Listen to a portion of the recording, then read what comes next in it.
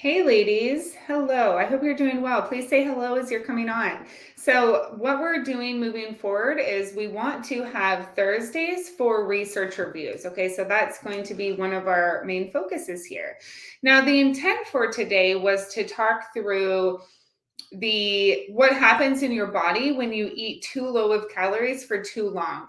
I was digging into the research today for an hour and I couldn't find really articles that were specifically showing this is what happens to your body. So I will keep digging into that. I only have a limited amount of time today. So after an hour of research, I decided I still wanted to share with you about what happens, and I will make this a little bit bigger. But what happens when you're eating low calories with low carb versus moderate carb. So a little bit different today, but still really interesting to hear. So a couple of things that I want to share. The first thing is we only really want to look at peer-reviewed research, right? This is deemed far more accurate research versus just like something random on the internet. All the research that we view and share on these lives and stuff like that is peer-reviewed, and it's within the last 5 years. Research is constantly changing and constantly evolving, and so we want to make sure that what we used to believe is still true today, right? Now, also, every study has limitations, right? So you really need to look at both sides of the study. And so that, it's hours and hours and hours of time of researching and communicating. And so we're just going to basically make it as simple as possible. And I think what we're going to probably do is share like 1 to 3 articles, but on one topic per week. So just know that like I'm going to be talking through one article, many supporting articles, but I really want to touch base on this one because it's really interesting actually. Now, you always want to know too who's the audience, right? So who is even being tested here? So for this one, it's Taekwondo athletes. Is that the same as weightlifters? No, but it is someone who's using muscle, who's athletically, who's doing things physically, right? It's someone who isn't endurance running. It's like bouts of energy, right? Similar to weightlifting. And so I did want to use this one, but I just wanted to share those things with you first. So I'm going to make this bigger and I'm going to make myself smaller. I have quite a few slides. I did highlight some of the stuff I'll be talking about just to kind of show you. This isn't about how metabolically we change. That is what I really want to find for you ladies, and I will do that. It's just I couldn't really find anything great for today. This is actually about how the person feels. Now, I want to show, I'm going to jump around just a little bit. I do have references. Let me quickly show you. This is the 2023, actually. This is the research article that I'm referencing today. If you want to look at that or look it up. Okay, so I want to quickly show you, so the energy intake was 1,200 calories, right? I was specifically looking for these low calories because that was what I was wanting to show you guys. Like when you're eating this low calories, there's things that are happening for your metabolic health that's really, really dangerous long term. So I didn't find that today, like I shared, but I did find one where they were eating 1,200 calories. And in this, they equated that as a severe energy restriction. It is a severe energy restriction. They did it for 7 days. That's how severe eating 1,200 calories is. They did it for 7 days, right? So let's walk through this together. Here's the thing. So it says a low carb diet, so LC, are popular among general population and athletic populations, right? We lift weights. I would consider most of us an athletic population attempting to lose body mass, right? So they studied a 7-day low carb and moderate carb diet. I will show you those numbers in a moment because it's awesome. I really want to show you that. They did Taekwondo athletes, and I'll tell you the macro numbers here in just a minute. So both people experienced, or both groups experienced similar fat mass loss and similar muscle retention in 7 days. However, 2 things. One, the people on low carb were super tired, significantly higher fatigue in the low carb, naturally. Why is that? Carbohydrate is our primary fuel source for thinking, for living, for walking, for daily activity, definitely for weightlifting. So if you're not fueling your body with the energy it needs, you're going to be exhausted, right? So low carb is significantly higher fatigue. In conclusion, both of the diets can help athletes rapidly lose weight because it's a severe energy restriction, 1,200 calories, not a healthy and sustainable energy restriction, while maintaining performance as long as an adequate amount of carbs is consumed during the recovery period. High carbs. So they're like 7-day restriction, then I'm going to load you with carbs, right? So that right there shows how silly it is to stay on a 1,200 calorie diet. And I don't mean silly in like a shameful way, because people who do that, they didn't know better, right? No one was really taught different. And so now it's just kind of rewiring your thinking, like, oh, actually 1,200 calories is severe restriction. It's not healthy and should never be done over a long period of time. Some women say, but I don't feel hungry. It's like, of course you don't, because your metabolism has slowed so far down because you're not feeding it and it's trying to live and survive. And so it needs to slow down with you. Not what we want. And it makes fat loss way harder. So, okay, so this is showing the low carb and the moderate carb who engage in energy restriction. So severe energy restriction, 1,200 calories for 7 days, lost similar amounts of body fat, fat-free mass, meaning 1,200 calorie diet, you're still losing muscle mass. You're still losing fat-free mass because you're not eating enough. And fat mass in both, so body mass, fat-free mass, and fat mass in both the low and moderate trials, low carb, moderate carb. And then again, the participants in low carb reported higher fatigue during the weight loss period. If you're on a diet and you're exhausted, is that best for your loved ones, for your career, and for your quality of life? Absolutely not, right? We want to have energy and feel really good in our body. Okay, so I showed you this one. So the energy intake was 1,200 calories. Now this is one that here, let me zoom in on this. I felt like this was really interesting down here. So it says the low carb was considered 0.4 grams per kilo body mass. So I'm going to do mine. I'm going to say 145 pounds divided by 2.2. So I'm 65.9 kilos. So if I did times 0.4, that would be like 26 grams of carb, keto, right? The 2.4 grams, this is a healthy range. So at Queens of Iron, we do between 2 and 8 grams of carb per kilogram body mass. So this is saying the moderate carb, they did 2.4.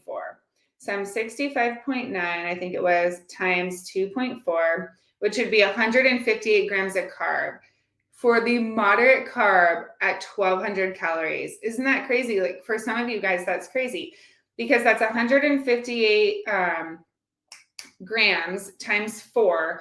So that's 50% carbohydrate. That's 50% carbohydrate because it's 632 calories.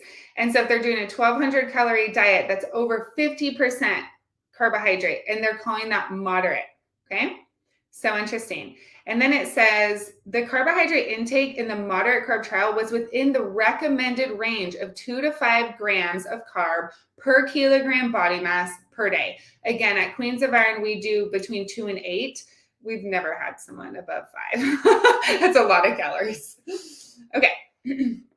Now this is going into the protein, and I really wanted to add this part because this like directly supports the protein research review I did. If you guys haven't watched that on basically showing, I think I showed 3 or 4, or I think showed 3 different research articles showing really what research is saying about how much protein we should be eating. And it's not 1 gram per pound of body weight at all.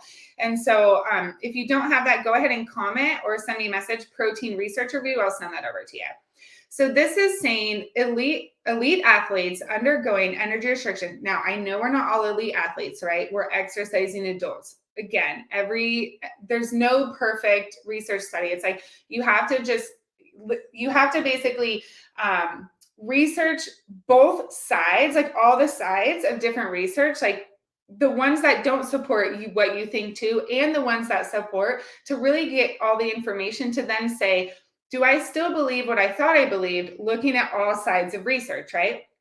And so I did still choose to do this because it's still showing like a athlete or a person who is highly active, right? Which a lot of us really are. We're doing over 10,000 steps a day. We're lifting weights, 4 to 5 times a week, things like that. Some of you are doing more, tennis, horseback riding, right? Kickboxing. And so elite athletes undergoing energy restriction are recommended to consume 1.6 to 2.2 grams of protein per kilogram body mass per day. 2.2 would equal 1 gram per pound. Okay.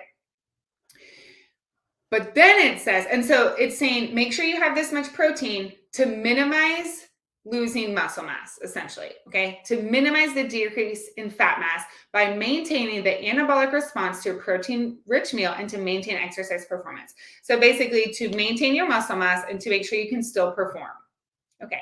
However, the preservation of lean body mass by consuming all the way up to 2.4 grams of protein per kilogram body mass per day may not necessarily lead to any benefit compared to consuming lower protein diet. 1.2 grams per kilo per day. At Queens of Iron, we do 1.6 to 2.0. Right now, we're pushing more of our menopause women up to 2.2 as well, just because you guys, a lot of things in this industry is trial and error, right? A lot of it is because there's so much different research. I always like to personally follow the research as closely as possible, but also like making minor pieces of trial and error with different clients with them knowing, right? So we can see like, how does your specific body respond to this? Because not everybody falls in line with every ounce of research, right? Sometimes women may feel better with a little bit higher protein, but some people, a lot of people are going way too high of protein and way too low of carb. And the research is consistently showing that there's no benefit to doing that. And it's actually hindering your energy by not having enough carbohydrate, even if your protein is within the 1.6 to even up to 2.4 grams per kilogram per day. So in the present study we're going through, the protein content was 1.6 grams of protein per kilogram body mass per day. In the low carb diet, and in the high carb diet, it was only 1.2, which is really low, like 1.2 for me at 145 pounds is only 79 grams of protein. I eat, I think 125, so 65.9. I usually do 1.8. Yeah, 1.8 for me is 118, but I think I eat 125 grams of protein and almost 300 grams of carbohydrate. Okay, great. So in the present study, the protein content for the low carb diet was 1.6 grams of protein per kilogram body mass. The moderate was 1.2. In the moderate carb diet, maintained fat-free mass. Wild, right? So even at 1.2, even all the way down at that lower protein, they still maintained muscle mass in the fat loss phase because they had enough carbohydrate. The lower muscle glycogen level in the low carb trial, so you're not eating enough carbs, so you don't have as much muscle glycogen or as much glucose in your stores, right, in your glycogen stores. This may contribute to the non-significant, doesn't mean it didn't happen. Non-significant, usually it correlates to like a p-value basically in like research statistics. But basically it's saying something happened, but the result wasn't high enough to consider statistically significant, but something still happened, okay? So the lower muscle glycogen level in the low carb trial may contribute to the non-significant decrease in fat-free mass. So after 7 days on a low carb diet, there was still a small amount of muscle loss or a fat-free mass loss. Crazy, right? Here's what happens, ladies. So let's see this here. One more thing I want to share. So the relatively high protein content, high protein, wild, right? At 1.6 grams per kilo. So many of you guys would be like, that's so insanely low. Oddly enough, in the research, 1.6 to 2 grams of protein per kilogram body mass per day is considered high protein. It's not crazy. So the Queens of Iron macro calculator is high protein. And I get so many comments saying, I can't believe the protein's so low. It's like, it's actually not. It's in line with research. It's just not in line with influencers, right? But we go by research. So even though there was high protein in the low carb trial, it could not offset the fatigue induced by training and extremely low carb under the low carb consumption. So I want to go back to this part really quick about muscle mass. So this is my understanding of what happens. And again, we will dig into the research for the rest of our existence on this planet. So every week you'll be hearing more research, which is great because it's ever evolving. But what happens is if you're not eating enough glucose or enough carbohydrate, your body will take the protein from your diet and convert it into glucose. If you're not eating enough carb and enough protein, your body actually breaks down your muscle tissue and converts that into glucose. It's crazy. So the reason we say the most efficient way to build and grow muscle mass is through high carb is because weightlifting and daily activity, the primary fuel source that your body needs to be supported and to thrive is carbohydrate, especially for lifting weights, right? So you need to make sure that you're eating enough carbohydrate to have energy, to feel good, and to have enough energy in the gym to grow muscle. If you're exhausted, your training sessions are going to suffer. So you're not going to grow as much muscle. Protein is vital for growth and repair. It needs to repair. Carbohydrates, high carbohydrates, gives you more energy so you can have a bigger breakdown of the muscle as well, right? Because you have to break it down for it to grow, break it down to grow, right? Now on that, there is a law of diminishing returns, meaning, so it's a bell-shaped curve, right? So if you're at the end of the bell-shaped curve, I almost want to draw this. I'm going to draw this really quick. Let me connect to my phone.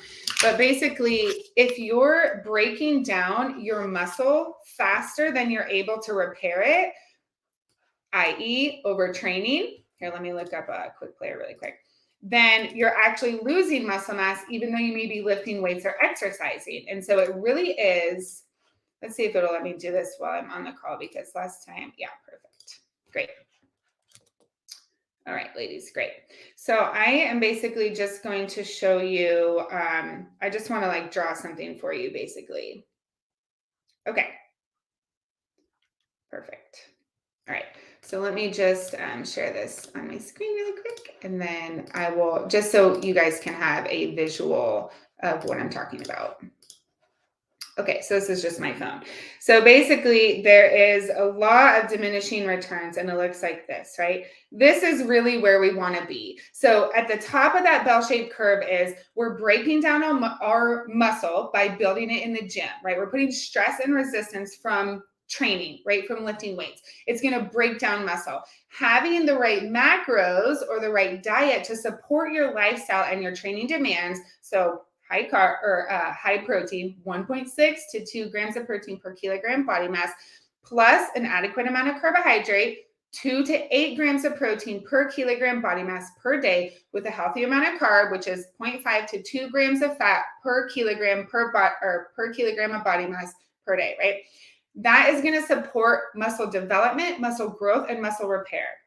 Now, if you are overtraining and don't have the right macros, you're over here because you're breaking down your muscle, but you don't have the nutrients to repair or you don't have enough rest days to repair. You're actually hindering your muscle growth and you're going to stop your muscle growth because you're not giving it any time to repair. Ladies who train 6 to 7 days a week, you may be over here. Recovery is so important. We have to have recovery to really build the body that we love. Doing more is not always better. So keep that in mind. Okay, ladies, great. I have been so tongue twisted the last few days.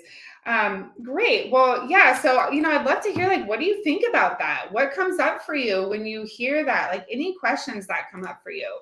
I think, partly I really wanted to share this because some of you are still a little bit afraid of going into that higher calorie or that higher carb. And so again, I am going to keep digging into the research to find, okay, metabolically, what happens when we are in a severe energy restriction, which in this research article showed 1,200 calories, severe energy restriction, right? So I am going to keep looking on what happens to our body in terms of slowing down fat loss, in terms of killing your metabolism, right? Stuff like that. But I still wanted to show this to show It is dangerous and in no way beneficial long term, and in this case of more than 7 days, to have low carb, right? We need it for energy. We need it for energy in the gym. We need it to really efficiently build muscle mass. We need it for everyday life, to have energy in our mind and our brain for our families, for our loved ones. It's so vital. It's so vital. And to maintain muscle mass, right? To maintain muscle mass, it specifically showed in this one. I just want to say just one more time, right here, it specifically showed the decrease in fat-free mass with not enough carbohydrate in the low carb. Bam, Amy. Love it. I've noticed a huge difference in my energy levels since slowly increasing carb. Yep. It's all about the macros. It's crazy. It's all about the lifting. It's all about the lifestyle, right? It's all about everything. But the macros are huge. Get consistent. Get consistent. Get consistent. That is the first step. Get consistent in the right macros. So if you're lifting weights and you're on a keto diet, fix that first. Then let's make sure that, let's make sure you're consistent, right? But first, let's make sure that you have the right macros for you. Great. Thanks for sharing that, Amy. Cool. Ladies, if you have questions or want to talk through this more, you can feel free to comment or click my name and send me a DM, and let's just talk through it together. We're here to support you. You know, some stuff that we share might be like, ouch, you know, I believe this for so long and I've been doing it wrong. And it's like, look, it sucks when we may not be on the right path, but you're always doing the best you can. And that's all you can really expect of yourself. So give yourself the grace, all the love, right? We're just learning together. And that's exactly why we want to show you research, not just like, oh, eat high carb. It's like, wait, but like, what do research studies say, right? So anyway, ladies, I hope this was super beneficial and valuable for you. Again, we'll be doing this every Thursday. We'll talk about different topics. And just as a third reminder, I will keep digging into what specifically happens internally when we continue on a 1,200 calorie diet. Because I know so many of you want to see that. I want to see it too.